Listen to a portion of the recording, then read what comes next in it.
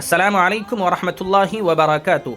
ناظرین و سامعین، استقبال ہے آپ کا ہمارے یوٹیوب چینل بزم تھانوی پر۔ ناظرین، وقت کی گردش بعض ایسے وجود ہم سے چھین لیتی ہے جن کی کم سنی ہی ان کی بزرگی اور تقوی کی گواہ ہوتی ہے۔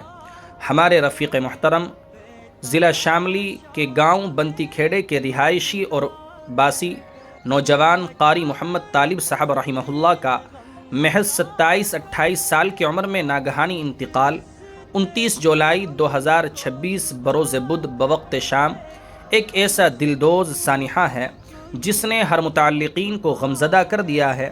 قاری صاحب سے جن احباب کی بھی شناسائی رہی ہے وہ اس بات کے شاہد ہیں کہ وہ انتہائی متقی، پرہیزگار اور خلق حسن کے بہترین پیکر تھے۔ ان کی تواضع اور بہترین اخلاق ہر ملنے والے کے دل میں ان کی محبت نقش کر دیتا تھا۔ تعلیمی سفر اور قرآنی باگڈور۔ قاری محمد طالب صاحب رحمہ اللہ کا تعلیمی و قرآنی سفر انتہائی منظم اور مبارک رہا۔ ابتدائی تعلیم و حفظ آپ نے نورانی قاعدے سے لے کر مکمل قرآن کریم کا حفظ اپنے ہی گاؤں کے مدرسہ انوار القرآن میں انجام دیا ہے۔ نورانی قاعدہ حضرت حافظ محمد سید شاہد صاحب بنتی کھیڑے سے پڑھا۔ حفظ کا آغاز مولانا محمد اقبال صاحب سنتا رسول پور سے کیا اور تکمیل مولانا راشد صاحب گوگوان نژد شاملی کے زیر سرپرستی عمل میں آئی۔ تجوید و علم قرات۔ حفظ کے بعد 2014 عیسوی میں سرزمین تھانہ بھون کی مشہور و معروف خانقاہ کا رخ کیا، جہاں قاری قربان صاحب زید مجدہ سے علم تجوید و قرات کی باریکیاں حاصل کی۔ قاری محمد طالب صاحب کی زندگی صرف علم و قرات تک محدود نہ تھی، بلکہ عمل اور پابندی شریعت ان کا طرۂ امتیاز تھا۔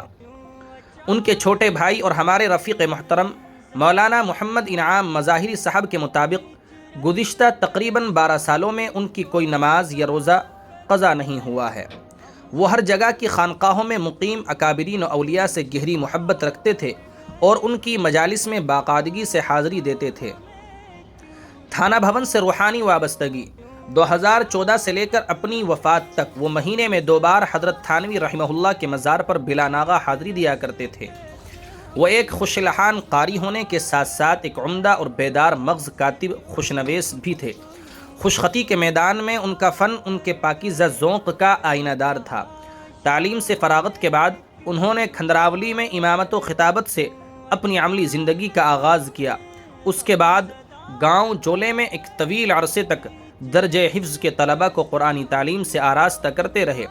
بعد ازاں مسلسل علالت اور صحت کی خرابی کے باعث وہ مسجد و مدرسے کی باضابطہ خدمات جاری نہ رکھ سکے اور بالآخر اسی بیماری سے لڑتے ہوئے رب کریم کے حضور حاضر ہو گئے۔